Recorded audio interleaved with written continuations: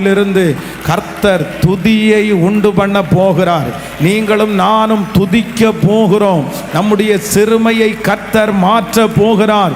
கர்த்தர் மறுபடியும் நமக்கு ஒரு ஆசீர்வாதத்தை கொடுத்து இனி உங்களுடைய வாய் நகைப்பினாலும் கம்பீர சத்தத்தினாலும் கர்த்தரை துதிக்கிற துதியினாலும் உங்களுடைய நாவுகளை கர்த்தர் நிரம்ப பண்ண போகிறார்.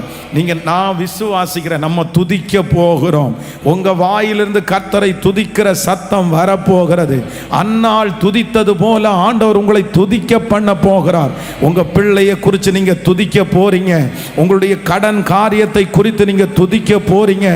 ஆமேன். அந்த துதியின் அபிஷேகத்தை கர்த்தர் வைத்து, ஆமேன், கர்த்தர் இப்பொழுது கர்த்தரை நான் துதிப்பேன் என்று சொல்லி அவனுக்கு யூதா என்று பெயரிட்டாள். அல்லேலூயா.